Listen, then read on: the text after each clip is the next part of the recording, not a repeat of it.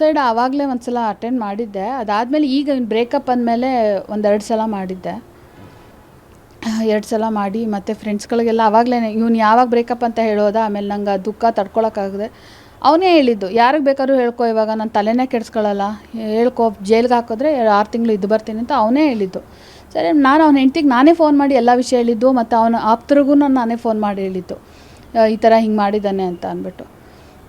ಅದಾದಮೇಲೆ ನನ್ನ ಫ್ರೆಂಡ್ಸ್ಗಳಿಗೆ ಹೇಳಿದಾಗ ನನಗೆ ಇದು ಇಷ್ಟೊಂದು ಅಡ್ಡ ತಂದಿದ್ದ, ಅವನೇನು ಅಂತ ಎಲ್ರಿಗೂ ಗೊತ್ತು, ಅದು ನಿನ್ನ ಇನ್ನೋಸೆನ್ಸ್ನ ಬಳಸ್ಕೊಂಡಿದ್ದಾನೆ ಹಂಗೆ ಹಿಂಗೆ ಅಂತೇಳಿ ಪಾಪ ನನ್ನನ್ನು ಆ ಸಮಾಧಾನ ಮಾಡಿ ಆ ಒಂದು ಮೂಮೆಂಟಲ್ಲಿ ನನ್ನನ್ನು ಇವತ್ತು ಅಟ್ಲೀಸ್ಟ್ ಉಸಿರಾಡ್ಕೊಂಡು ಈ ಒಂದು ಎಲ್ಲರ ಜೊತೆ ಮಾತಾಡ್ತಿದ್ದೀನಿ ಅಂದ ಕಾರಣ ಅವ್ರು ನಾನು ಉಳಿಸಿರೋದಕ್ಕೆ ಇವತ್ತು ಉಟ್ಕೊಂಡು ನನಗಾಗಿರೋ ಅನ್ಯಾಯನ ಹೇಳ್ಕೊತಾ ಇದ್ದೀನಿ. ಅವ್ನು ಸಿನಿಮಾ ನಿಲ್ಲಿಸ್ಬೇಕು, ಅದು ಯಾರ್ಯಾರೋ ಹೇಳ್ತಿದ್ದಾರಂತೆ ದುಡ್ಡುಗೋಸ್ಕರ ಈ ಥರ ಮಾಡ್ತಿದ್ದಾಳೆ. ನನಗೇನು ಹಣೆ ಬರೋದು, ನನಗೇನಿದೆ, ನಾನೇ ಅವ್ನಿಗೆ ಅಷ್ಟೊಂದು ಲಕ್ಷಾಂತರ ರೂಪಾಯಿ ಖರ್ಚು ಮಾಡಿದ್ದೀನಿ. ಈ ಸಿನಿಮಾಗೋಸ್ಕರ ನಾನು ಜೊತೇಲಿ ನಿಂತು ಅಷ್ಟೆಲ್ಲ ಜರ್ನಿ ಮಾಡಿದ್ದೀನಿ, ಹಿಂಗಾಗಬೇಕು, ನೀನು ಹಂಗಾಗಬೇಕು, ಹಂಗೆ ಮಾಡ್ಬೇಕು, ಹಿಂಗೆ ಮಾಡಬೇಕು ಅನ್ನೋದಕ್ಕೆಲ್ಲ. ಈಗ ನಾನೇ ಸಿನಿಮಾ ದುಡ್ಡುಗೋಸ್ಕರ ನಿಲ್ಲಿಸ್ತಿದ್ದೀನಿ ಅನ್ನೋಕ್ಕೆ ನನಗೆ ಹುಚ್ಚಿಡ್ದಿದ್ಯಾ. ಸ್ಯಾಟರ್ಡೇ ಒಂದು ಇನ್ಸಿಡೆಂಟ್ ನಡೆದಿದೆ. ಏನಪ್ಪ ಅಂತಂದರೆ, ನಾವು 1 ತಿಂಗಳು ಹಾಸ್ಪಿಟಲೈಸ್ ಆಗಿ ಮನೆಗೆ ಬರ್ತೀನಿ. ಮನೆಗೆ ಬಂದಾಗ ನನಗೆ ಫುಲ್ಲು ಸುಸ್ತಲ್ಲಿರ್ತೀನಿ, ಹಣ್ಣುಗಳು ಆ ಥರದಲ್ಲೇ ನನ್ನ ಫುಡ್ಸ್ಗಳಿರುತ್ತೆ. ಮನೆಗೆ ಹುಷಾರಿಲ್ಲ ಅಂತ ನೋಡೋಕ್ಕೆ ಅಂತ ಬಂದು ಬಲವಂತವಾಗಿ ಎಣ್ಣೆ ಕುಡಿಸಿ, ಆ ಒಂದು ಲೈಂಗಿಕ ದೌರ್ಜನ್ಯ ನಡೆಸಿ, ಒಂದು ಖಾಸಗಿ ವೀಡಿಯೋಗಳನ್ನ ಮಾಡ್ಕೊಂಡು ಹೋಗಿರ್ತಾನೆ. ಆ ಒಂದು ಏನು ನಡೆದಿದೆ, ಆ ಒಂದು ಇನ್ಸಿಡೆಂಟ್ಗೆ ಮೆಡಿಕಲ್ ಟೆಸ್ಟಿಗೆ ಇಮಿಡಿಯೇಟ್ ಕೊಡಬೇಕಂದ್ರೆ ಕಂಪ್ಲೇಂಟ್ ಕೊಟ್ಟೇ ಹೋಗ್ಬೇಕು. ನಾನು ಅವ್ನ ಸಿನಿಮಾಗೋಸ್ಕರ ಅಂತ ಕಾಯ್ತಾ ಕೂತ್ಕೊಳ್ಳೆ, ಎಷ್ಟು ಅಂತ ತಾಳ್ಮೆಯಿಂದ ಇರಲಿ.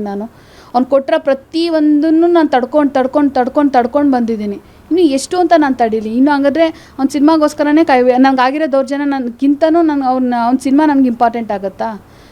ನನ್ನ ಸಾವನ್ನ ಬಾಗ್ಲೇ ಒಂದು 5-6 ಸಲ ತಟ್ಟು ಬಂದಿದ್ದೀನಿ ಇವನಿಂದ ಅಂತಂದರೆ ಅವನು ಅದೆಲ್ಲ ನನ್ನ ಕಣ್ಮುಂದೆ ಅವ್ನ ಸಿನಿಮಾ ಅನ್ನೋದು ಏನೂ ನನ್ನ ತಲೆಯಲ್ಲಿ ಇಲ್ಲವೇ ಇಲ್ಲ. ನಾನು ನೋಡೂ ಇಲ್ಲ, ಅವ್ನು ಯಾವ ಪಬ್ಲಿಸಿಟಿನೂ ನೋಡಿಲ್ಲ. ನಾನು ಇದ್ದಿದ್ದೆ ಹಾಸ್ಪಿಟಲಲ್ಲಿ.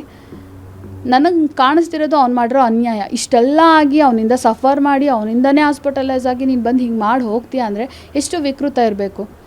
ನನ್ನ ಜೀವನದಲ್ಲಿ ಬೇರೆಯವ್ರನ್ನ ನಾನು ಮದುವೆ ಆಗಬೇಕಾಗಿದ್ದವಳನ್ನ ತಪ್ಪಿಸಿ ಅವ್ರಿಗೆ ಹೋಗಿ ನೀನು ಎಲ್ಲ ವಿಷಯ ಹೇಳಿ, ಇವಾಗ ನೀನು ಅವರಿಂದನೂ ನನ್ನ ಜೀವನ ಹಾಳು ಮಾಡಿ, ಇವತ್ತು ನೀನೂ ನನ್ನ ಜೀವನ ಹಾಳು ಮಾಡಿದ್ಯಾ ಅಂದರೆ ನನ್ನ ಬದುಕೋಕ್ಕೆ ಏನು ಅರ್ಥ ಇದೆ?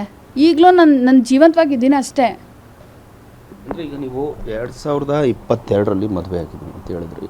ಅದಾದಮೇಲೆ 3 ವರ್ಷಗಳ ಕಾಲ ಅಂದರೆ ಜೊತೆಲಿದ್ರೆ ಅಟ್ಲೀಸ್ಟ್ ಅವಾಗವಾಗ ಬರೋದು ಹೋಗೋದು, ಆ ಒಂದು ಸಂದರ್ಭದಲ್ಲಿ ಅವರ ಒಂದು ಬಿಹೇವ್ ಹೇಗಿತ್ತು ಅಂತ? ಸರ್, ಫಸ್ಟ್ ಆಫ್ ಆಲ್ ಅದು ಮದುವೆ ಅಂತ ನಾನು ಕನ್ಸಿಡ್ರ್ ಮಾಡೋದೇ ಇಲ್ಲ. ಈಗ ಅವನು ಹೇಳಿರ್ಬೋದು ನನ್ನ ಹೆಂಡ್ತಿ ಅಂತ ಒಪ್ಕೋತೀನಿ ಹಂಗೆ ಹಿಂಗೆ ಅಂತೆಲ್ಲ ಹೇಳಿರ್ಬೋದು. ನಾನು ನಂಬಿದ್ದೇನಂತ ಅಂದರೆ, ನನಗೂ ಆ ಒಂದು ಸಲ ಅದೊಂದು ಆ ಥರದ್ದು ನಂಬಿರ್ಬೋದೇನೋ.